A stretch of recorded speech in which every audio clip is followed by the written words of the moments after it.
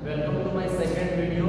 आज मैं आपको बताऊंगा रिसीप्ट और पेमेंट अकाउंट कैसे बनाते हैं। रिसीप्ट और पेमेंट अकाउंट के रिसीप्ट साइड में कौन कौन सी कैपिटल इनकम और आपकी रेवेन्यू इनकम आएगी, साथ में आप लोगों को पेमेंट साइड में कौन कौन सी आपकी कैपिटल पेमेंट आएगी और रेवेन्यू पेमेंट आएगी। इसमें सारा एक्सप्लेन किया जाएगा, क्योंकि इसके बाद में हम क्या करते हैं, आपके इनकम और एक्सपेंडिचर अकाउंट बनाते हैं, तो वहाँ ये जरूरी होता है कि आप लोगों को ये पता चले कि इसमें से कैपिटल कौन कौन सी है, रेवेन्यू कौन कौन सी है। ठीक है, फर्स्ट आपका है यहाँ पर बैलेंस शीट। ये आपका लास्ट ईयर का ओपनिंग बैलेंस रहेगा, सॉरी लास्ट ईयर का क्लोजिंग बैलेंस रहेगा और करंट ईयर का ओपनिंग बैलेंस रहेगा। तो कैश इन हैंड और कैश एट बैंक जो आपके पास में बैलेंस बचा है वो दोनों आ जाएगा। टू सब्सक्रिप्शन है, सब्सक्रिप्शन को हिंदी में कहते हैं चंदा। चंदा मींस कि जो भी आपके इस कंप्लीट एनपीओ के अंदर, नॉन प्रॉफिट ऑर्गेनाइजेशन के अंदर जो आपके मेंबर रहेंगे वो एक रेगुलर पेमेंट करेंगे। रेगुलर पेमेंट लाइक वो पर मंथ करेंगे या फिर पर क्वार्टरली करेंगे या पर ईयरली करेंगे। तो ये आपके लिए इनकम सोर्स है और ये आपके लिए कौन सी इनकम है, रेवेन्यू इनकम है। ओके, सेकंड पॉइंट है इसके बाद में आपका जनरल डोनेशन। जनरल डोनेशन क्या होता है, ऐसा डोनेशन जो किसी एक स्पेसिफिक पर्पस के लिए नहीं दिया गया है, वो आपको एक अपने वर्क के लिए दिया गया है। हमेशा याद रखना है जनरल डोनेशन की अमाउंट होती है वो हमेशा शॉर्ट होती है।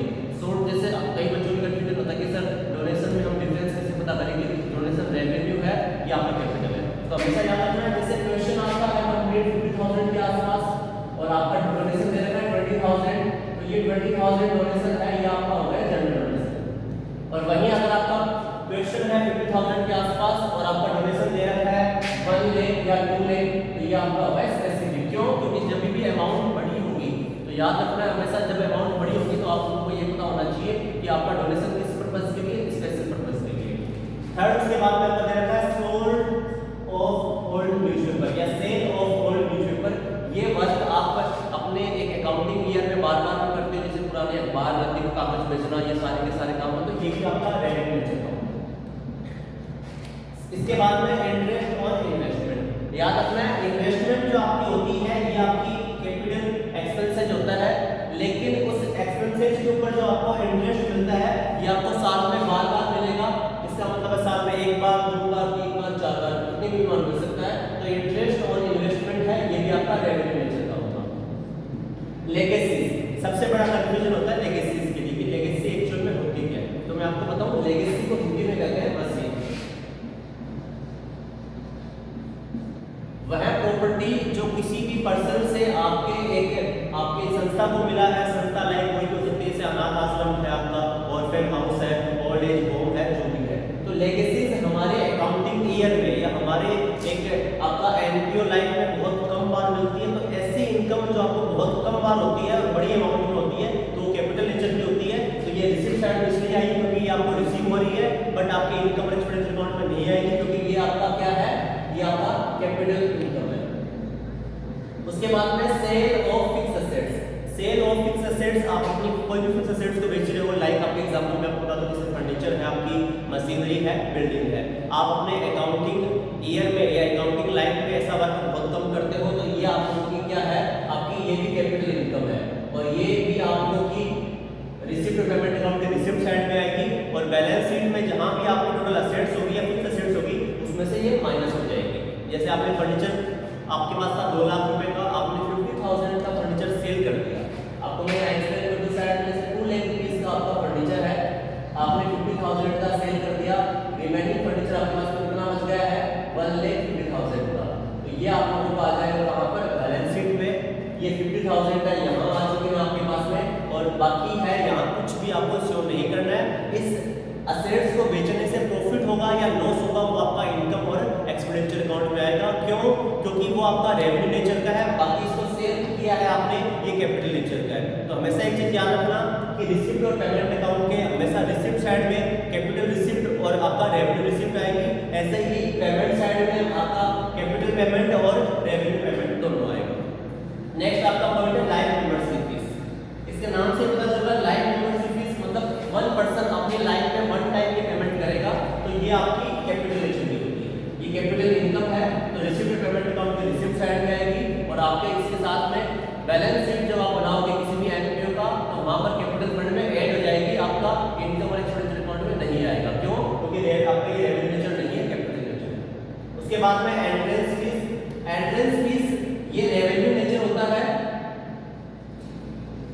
कई बार इसमें सस्पेंस क्रिएट किया जाता है, उसके अपने अपने जैसे सीबीएसई लेवल पे आपका अलग बताया गया है, आपका एनसीईआरटी लेवल पे अलग बताया गया है, तो कई बार कंफ्यूजन क्रिएट होता है। तो आपको हमेशा ये याद रखना है, अगर इसके बारे में कोई इन्फॉर्मेशन नहीं है तो आप उसे रेवेन्यू नेचर का मानोगे, आपने रिसीप्ट साइड में दिखाना है, साथ में आपको इनकम साइड में दिखाना है। लेकिन अगर आपके क्वेश्चन कंप्लीट होने के बाद में जो अदर इन्फॉर्मेशन नीचे मिलती है, अगर उसमें दे रखा है कि एंट्रेंस फीस को आपको कैपिटल नेचर का मानना है, तो आप लोगों का ये आपका इनकम और एक्सपेंस अकाउंट में नहीं आएगा, बैलेंस शीट में आपका कैपिटल में ऐड हो जाएगा। प्लस कई बार एक्स्ट्रा इन्फॉर्मेशन मिलती है, जैसे मैं आपको बता दूं,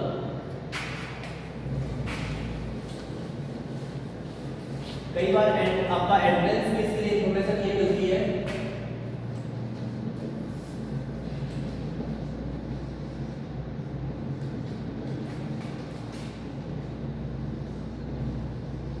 एंट्रेंस फीस 50% कैपिटलाइज, इसका मतलब इसमें से आधा आपको कैपिटल मान के चलना है और आधा आपको रेवेन्यू मान के चलना है। इस कंडीशन में 100% यहाँ आएगा। क्यों आएगा 100%? क्योंकि रिसीप्ट और पेमेंट अकाउंट में चाहे आपका कैपिटल नेचर हो चाहे रेवेन्यू नेचर हो, सारा का सारा आएगा। 50% इसका आपका आएगा कहाँ पर? इनकम और एक्सपेंस अकाउंट के इनकम साइड में, और 50% आपका आएगा बैलेंस शीट के लायबिलिटी साइड में। नेक्स्ट आपका लोकल रेंट। लोकल रेंट ये आपका रेवेन्यू नेचर है, क्योंकि आपको बार-बार में मिलेगा। और एक चीज हमेशा याद रखना आपको, ये रेवेन्यू नेचर का इसलिए है क्योंकि आप जो एनपीओ चला रहे हो, एनपीओ का मेन टारगेट यही होता है लोगों की सर्विस करना, लोगों को सर्विस प्रोवाइड करवाना। ओके, उसके बाद में आप लोगों का है स्पेसिफिक डोनेशन। मैंने आपको ये बता दिया है, कोई भी डोनेशन जब आपको स्पेशल पर्पस के लिए मिलेगा तो वो आपका कैपिटल नेचर का होगा।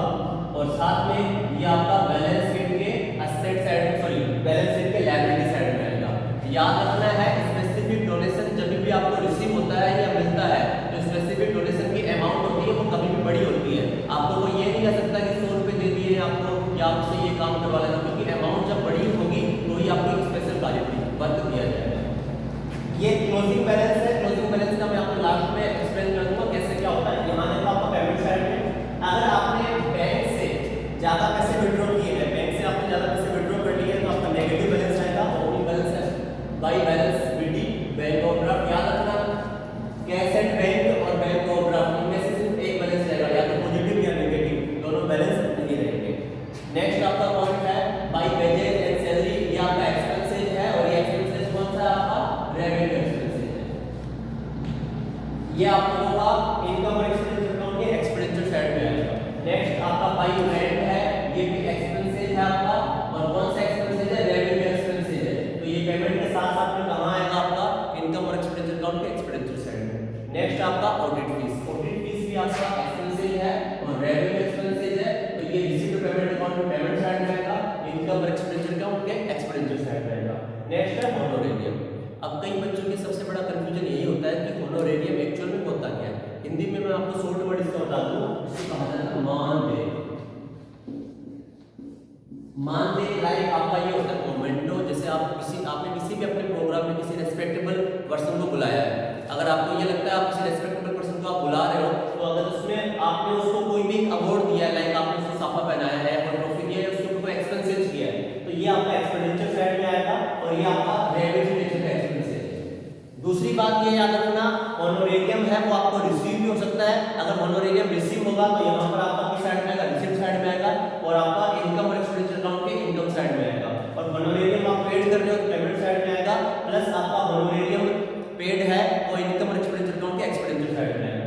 न्यूज़पेपर परचेज कर रहे हो, यहाँ याद रखना, यहाँ पर आपने ऑलरेडी न्यूज़पेपर सोल्ड किए थे, बेचे थे, यहाँ पर आप परचेज करोगे तो न्यूज़पेपर ऐसा नहीं होता कि 5 साल में एक ही बार खरीदोगे, पर डे आप न्यूज़पेपर खरीदोगे, या आप पीरियोडिकल्स जिसको आप बोलते हो, पत्रिकाएं बोलते हैं, वो आप हर रोज खरीदोगे या वीकली खरीदोगे, तो ये भी आपका एक्सपेंडिचर है और रेवेन्यू एक्सपेंडिचर। उसके बाद में परचेज ऑफ इन्वेस्टमेंट, ये कैपिटल एक्सपेंसेस है, तो ये आपका रिसीप्ट पेमेंट अकाउंट के पेमेंट साइड में आएगा, प्लस बैलेंस शीट के एसेट साइड में आएगा, इनकम और एक्सपेंडिचर अकाउंट में नहीं आएगा। परचेज ऑफ फिक्स्ड एसेट्स, जैसे फर्नीचर परचेज करना, मशीनरी परचेज करना, बिल्डिंग परचेज करना, ये भी कैपिटल एक्सपेंसेस है, और ये भी आप लोगों का बैलेंस शीट के एसेट साइड में आएगा और इनकम और एक्सपेंडिचर अकाउंट में नहीं आएगा। लास्ट आपका क्लोजिंग बैलेंस। हमेशा याद रखना, मैंने आपको प्रीवियस वीडियो में आपको बताया था मैंने कि जब आप रिसीप्ट का टोटल करोगे और उसमें से जो भी आपने पेमेंट की है वो आप माइनस करोगे, तो जो आपका रिमेनिंग कैश बैलेंस बचेगा या बैंक बैलेंस बचेगा वो आपका होता है बाई बैलेंस शीट। ये क्लोजिंग बैलेंस होता है, याद रखना ये आपका क्लोजिंग बैलेंस आपका बचेगा और ये आपको कंप्लीट करना है यहाँ तक, ठीक है। बाकी इन्फॉर्मेशन मैं आपको नेक्स्ट